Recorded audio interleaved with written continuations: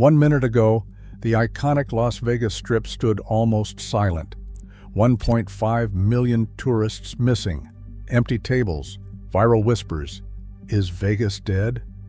The CEOs behind the glitter admit they are pushing out regular crowds, chasing only the rich with $55 fees and $30 cocktails.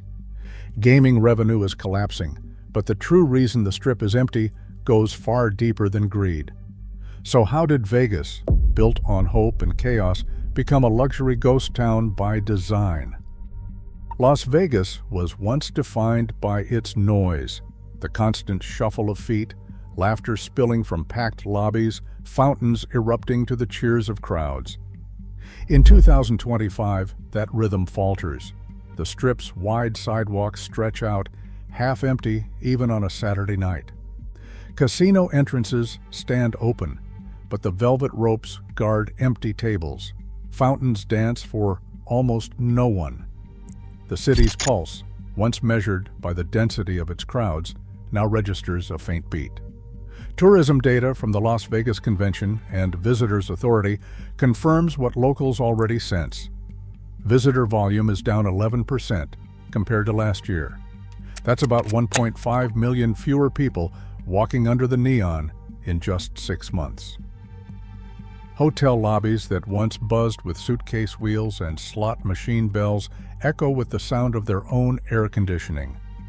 International arrivals have dropped even further, leaving entire wings of resorts unnaturally quiet. Online, the reaction is swift and viral. Clips of deserted walkways and idle valets rack up millions of views. The hashtag #IsVegasDead trends across TikTok and X as influencers and former regulars document the eerie calm. For the first time in decades, the Strip feels less like a living organism and more like a showroom after hours. Lights on, but the energy gone. For workers and visitors alike, the question hangs in the air. How did the city that promised something for everyone become a place where so few still show up? Inside corporate boardrooms, the story of the empty Strip takes on a different tone. Caesars CEO Tom Reeg and MGM's Bill Hornbuckle stopped speaking in code during recent earnings calls. Their message was blunt. The future of Las Vegas belongs to quality customers. In other words, the wealthy few. Reeg's own words, "We're kicking out the lowest end," landed with the force of a mission statement. Hornbuckle echoed the sentiment, telling investors, "Margin is the mission. The days of chasing volume, filling every room and table, were over." Instead, executives promised shareholders fewer guests but higher spending per head. Investor slides mapped out the new model: cut back on comps, eliminate low-margin buffets, and swap out value offerings for premium retail and private suites. The calculus was simple: raise the bar for entry and profit from those who can pay. But on the casino floors, the consequences became immediate. Dealers lost hours.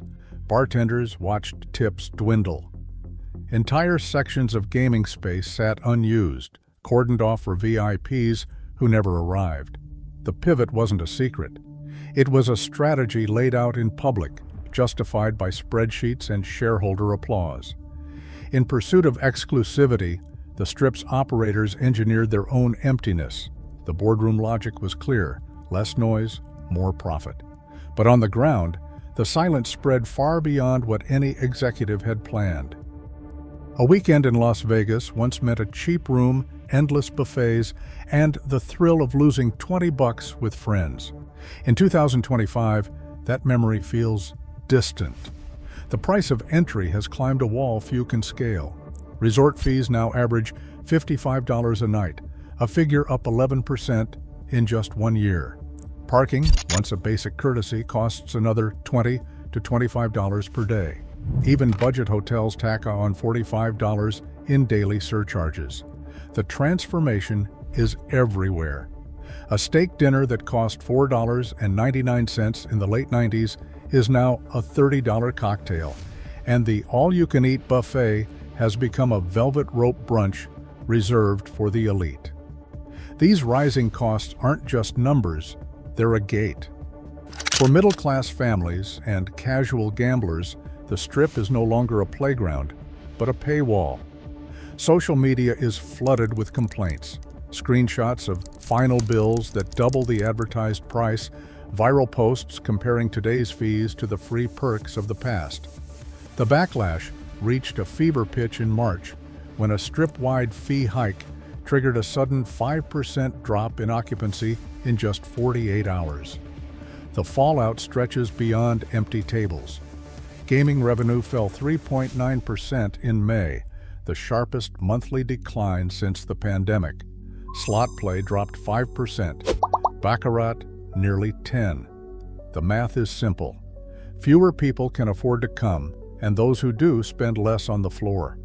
The Strip's new identity, luxury for the few, has left its legendary energy behind, trading packed casinos for silent lobbies and a shrinking sense of belonging. Dealers stand at silent tables, shuffling cards for empty seats. Bartenders pour drinks that go untouched, their nightly tips slashed in half. For many on the Strip, the promise of steady work has vanished. Dealer school enrollment sits at its lowest point in a decade, a sign that few see a future in the city's old trades. Unemployment among hospitality workers in Las Vegas now ranks among the highest of any major metro area in the country. A veteran hostess at the D Casino sums it up. If the beds are empty, tips vanish. The exodus is not just personal, it's geographic. As the Strip prices out its backbone, smaller towns are booming. Laughlin's gaming revenue is up 17% in the first half of the year. Mesquite posts a 10% jump. Casinos there still offer free parking, low table minimums, and the kind of value that once defined Las Vegas. Boyd Gaming and Red Rock Resorts report their best quarters on record, fueled by locals and budget travelers who refuse to pay Strip premiums. In Laughlin, a nostalgia campaign promising cheap eats and free parking lures back families and retirees, many of whom once saw the Strip as their playground. The digital world is catching the overflow. Online casino revenue in the U.S. hit $1.78 billion in July, a 20% increase over last year. Players cite better odds, no travel, and zero fees. Every price hike on the Strip sends a new wave of gamblers online, where the only velvet rope is a login screen. The city that built its legend on crowds and chaos now watches as its own people and their dollars find stages elsewhere. Luxury has become Las Vegas's new uniform, but the fit is awkward and the cost is steep.